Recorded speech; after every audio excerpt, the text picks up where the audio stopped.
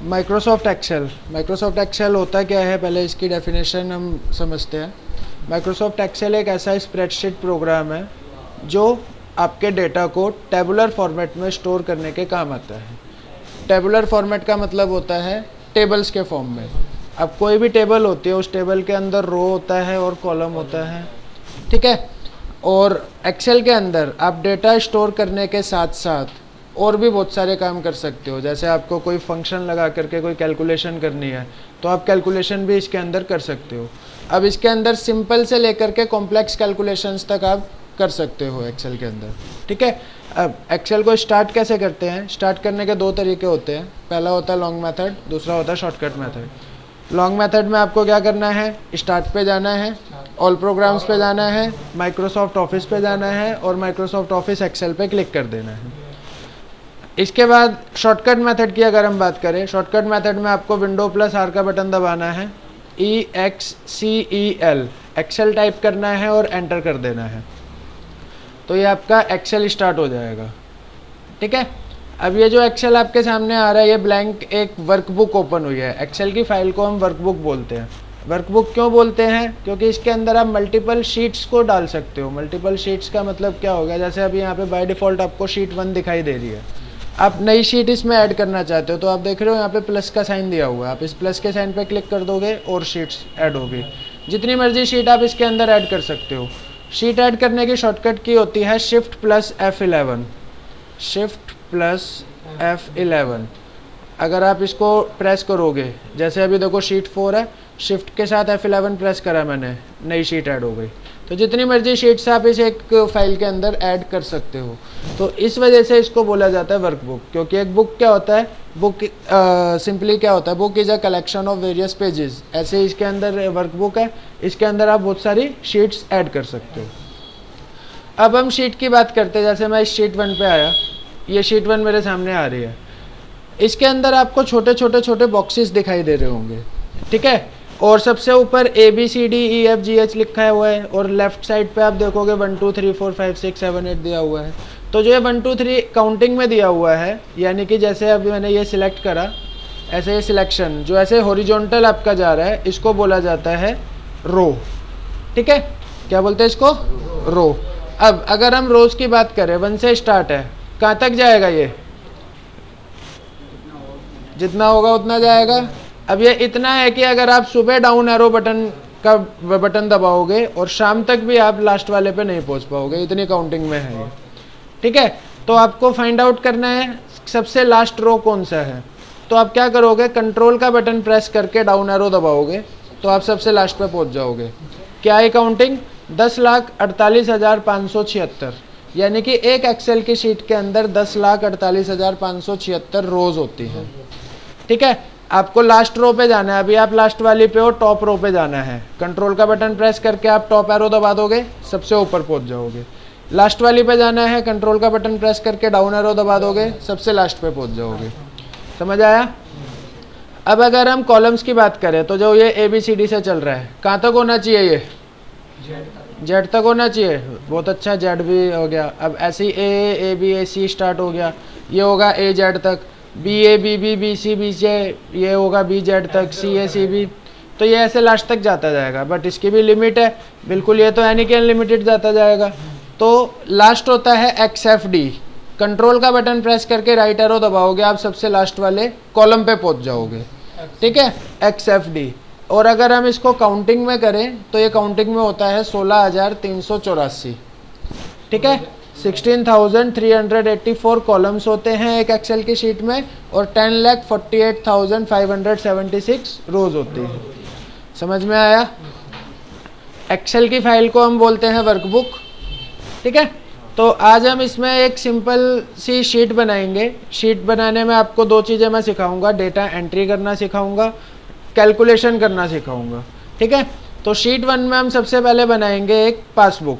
Passbook बनाने के लिए आपको क्या करना है? जैसे ये शीट है, इस शीट पे आपने डबल क्लिक करा तो ये शीट का नाम बदलने का ऑप्शन आ गया। इस पर आप टाइप करोगे पासबुक, पासबुक टाइप कर दिया। अब पासबुक के अंदर आपने अपनी बैंक की पासबुक देखी होगी, उसके अंदर एक डेट का कॉलम होता है, ठीक है। तो हम यहाँ पर स्टार्टिंग में डाल देंगे डेट। डेट के बाद उसके अंदर पर्टिकुलर्स का कॉलम होता है, पर्टिकुलर्स कह लो या फिर आप उसको ट्रांजैक्शंस कह सकते हो, ट्रांजैक्शंस कह लो, ठीक है। इसके बाद आपका होता है जो आपने अमाउंट उसके अंदर डिपॉजिट किया, डिपॉजिट अमाउंट, और जो अमाउंट आपने उसमें से विड्रॉ करा, विड्रॉ अमाउंट, और लास्ट में होता है हमारा बैलेंस कि ट्रांजैक्शन करने के बाद हमारा बैलेंस कितना हुआ। अब हम इन कॉलम्स को कर देंगे थोड़ा थोड़ा बड़ा ताकि हमें विजिबल हो जाए, और ये हेडिंग है तो हेडिंग्स उससे हो जाएगा, बट उससे क्या होगा, जैसे मान लो मैंने 2 बार क्लिक करा तो ये इतना ही हुआ, मुझे इससे ज़्यादा बड़ा रखना है। सर डालना होता है ना, डिपॉजिट का मतलब जमा करना होता है, और विड्रॉ का मतलब निकालना होता है, ठीक है। तो ये आपका अगर आप डबल क्लिक करते हो तो जितना डेटा है उसके हिसाब से ऑटो फिट हो जाता है, बट मुझे ऑटो फिट नहीं करना, उससे बड़ा करना है। ट्रांजैक्शन मेरी बड़ी हो सकती है तो मैं उसको ऐसे करके बड़ा कर दूँगा, ठीक है। अब यहाँ पर सबसे पहले इसको सिलेक्ट करके मैंने इसका साइज़ जो है 1 पॉइंट बढ़ा दिया, ठीक है। अब ये लग रही है हेडिंग। अब मान लो मैं, अभी ये सितंबर का महीना चल रहा है, 1 सितंबर 2023 को मैं बैंक में गया और मैंने अकाउंट ओपन कराया, अकाउंट ओपन। अभी एक चीज़ देखो, यहाँ पर जो ये डेट आ रही है 1/9/2023 सिंपली लिखा हुआ है। अब पढ़ने वाला इसको ऐसे भी पढ़ सकता है कि ये 9 जनवरी लिखा हुआ है, क्योंकि मंथ पहले भी आता है कई जगह, और पढ़ने वाला इसको सितंबर भी पढ़ सकता है कि 1 सितंबर लगा हुआ है, तो ये कन्फ्यूजन वाली डेट रहती है। तो इसको आपको क्या करना है, डेट का फॉर्मेट पहले आप चेंज कर दोगे। डेट का फॉर्मेट चेंज करने के लिए क्या करोगे, आप जिस भी कॉलम में आपकी डेट है, जहाँ तक आपको डेट डालनी है वहाँ तक आप इस कॉलम को सिलेक्ट करोगे।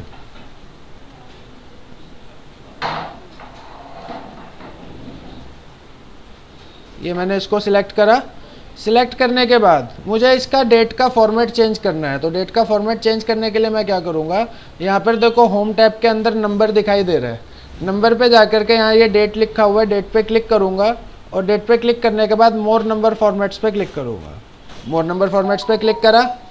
इसके बाद यहाँ पर आपको दिखाई देगा कस्टम, कस्टम पे आप क्लिक करोगे, और यहाँ ये जनरल लिखा हुआ है, जनरल को काट के, जनरल को हटा करके DD MM YYYY ये लिख दोगे। DD का मतलब डेट, मंथ का मतलब मंथ, और Y का मतलब ईयर, ठीक है। तो इस फॉर्मेट में आप लिखोगे तो अभी भी देखो ऊपर सैंपल में क्या आ रहा है, 1/9/2023।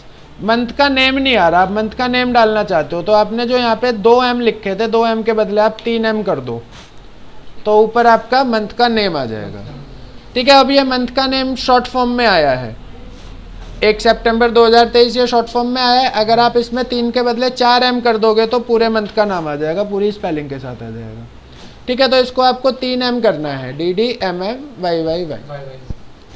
4 बार Y करा तो आप देख रहे हो पूरा 2023 आ रहा है। अगर मैं 2 बार Y करूँगा तो सिर्फ लास्ट का अंक आएगा, लास्ट के 2 अंक आएंगे, ठीक है। तो ये आप अपने अकॉर्डिंग डेट का फॉर्मेट सेट कर सकते हो जैसे आपकी रिक्वायरमेंट है, ठीक है। इतना करने के बाद मैंने ओके करा तो यहाँ पर देखो ये डेट अब इस तरीके से हो गई, यानी कि अब कोई कन्फ्यूजन नहीं है, नॉर्मल आपको पता लग रहा है कि ये 1 सितंबर लिखा हुआ है। अब जब आप अकाउंट ओपन करोगे बैंक में, तो अकाउंट ओपन करते टाइम पैसा जमा करोगे या पैसा निकालोगे? पैसा जमा होगा, जमा होगा, दैट मीन्स डिपॉजिट में जाएगा। आपने 3000 रुपये जमा करके बैंक में खाता खोल दिया, यानी कि आपका बैलेंस क्या हुआ, फर्स्ट टाइम में बैलेंस आपका यही रहेगा जो आपने जमा करा है। तो मैं यहाँ पर इसको डायरेक्टली 3000 ना लिख करके इक्वल टू C2 लिखता हूँ। C2 का मतलब क्या हुआ, ये आपका जितने भी कॉलम्स और जितने भी रोज बने हुए हैं ये कहीं ना कहीं पे आपस में इंटरसेक्ट कर रहे हैं। इंटरसेक्ट करने का मतलब है जैसे यहाँ से हमारा ये H कॉलम स्टार्ट हुआ, H कॉलम स्टार्ट हुआ और यहाँ से 11 नंबर का रो स्टार्ट हुआ और यहाँ पर ये दोनों आकर के इंटरसेक्ट कर गए यानी कि भिड़ गए, तो वहाँ पर ये सेल बन गया, ठीक है। और इस सेल का एक नाम बना हुआ है, नाम क्या है, H11, ठीक है। तो पहले आपको कॉलम का नाम बोलना है, उसके बाद रो का नंबर बोलना है, वो आपका सेल का नाम बन जाता है H11। अगर मैं इस वाले सेल की बात करूं तो इस वाले सेल का नाम क्या है, K16। अगर मैं इस वाले सेल की बात करूं तो इसका नाम क्या है, G19, ठीक है। और इसकी बात करूँ तो F15 F15, ये वाला सेल J J11, समझ आ रहा है आपको, ठीक है। तो अब जैसे मैं यहाँ पे बैलेंस की अगर बात करूँ, अभी तो यहाँ पे 3000 लिखा हुआ, मान लो मैंने 3000 नॉर्मली टाइप कर दिया। अब क्या हुआ, 3000 नहीं, आपने 3500 जमा करे थे, तो 3500 तो आपने यहाँ कर दिया, बट बैलेंस आपका 3000 ही दिखा रहा है। तो हम यहाँ पर सेल को लिंक करेंगे, लिंक यानी कि सेल का रेफरेंस देंगे। रेफरेंस क्या देंगे हम, इक्वल टू सेल का नाम लिख देंगे। तो डिपॉजिट वाला जो मेरा अमाउंट है कौन से सेल में है, सी के सेकंड नंबर में, तो इस सेल का नाम क्या हो गया, C2। तो हम यहाँ पर इक्वल टू C2 टाइप कर देंगे। C2 टाइप कर दा, एंटर करा, तो यहाँ पे अब ये बैलेंस आ गया। बैलेंस आप जितना भी आप डालोगे, मान लो आपने 4500 डाला तो ये 4500 आ जाएगा, 5000 डाला 5000 आ जाएगा, यानी कि जो भी बैलेंस आप डालोगे वो बैलेंस आपका वहाँ पे शो कर जाएगा। समझ में आया। अब आगे बढ़ते हैं। आगे आप 3 तारीख को बैंक में दोबारा से गए, 3/9/23 आपने डाल दिया,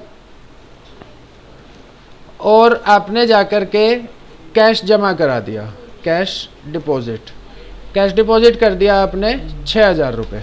तो अब बैलेंस कितना होना चाहिए आपका, 10,000। पुराना बैलेंस था 4000, उसके अंदर 6000 ऐड हो गया।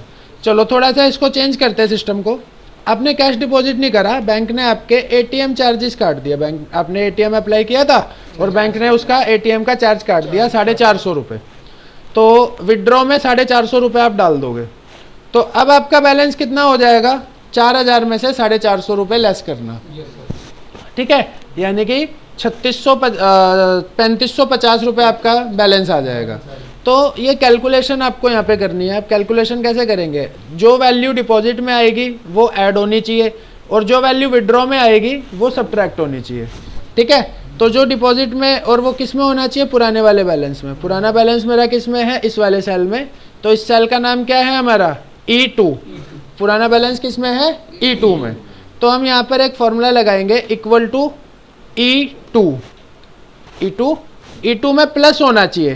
क्या प्लस होना चाहिए, जो यहाँ पर आएगा, इस सेल का नाम क्या है, C3, ठीक है। जो डिपॉजिट में आएगा वो उसके अंदर प्लस होना चाहिए, यानी कि E2 में C3 को प्लस करना है। और माइनस क्या होना चाहिए इसमें, जो D3 में आएगा, D3 में यानी कि जो आप विड्रॉ करोगे। अब दोनों में से एक बार में एक ही चीज़ आएगी, अलग दोनों चीज़ एक साथ नहीं आएगी।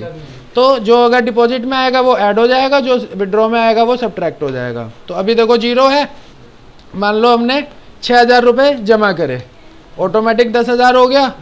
मान लो हमने 450 रुपये निकाल दिए, ऑटोमेटिक 4450 हो गया। समझ में आया इतना। अब ये फॉर्मूला आपने एक जगह लगा दिया। अब अगले वाले सेल के लिए, जैसे मान लो एटीएम चार्जेस कट गए 450 रुपये, अब मैं अगले वाले टाइम पे, कहाँ बढ़ गया, अच्छा माइनस नहीं लगा है, वो दोनों में प्लस लग गया, यहाँ पे माइनस आएगा, ठीक है। अब मान लो यहाँ पे 450 डालेंगे, ये घट गया, 450 हटा करके अगर आप यहाँ पे 6000 रुपये जमा करोगे तो बढ़ जाएगा, ऑटोमेटिक ये काम आपका होगा।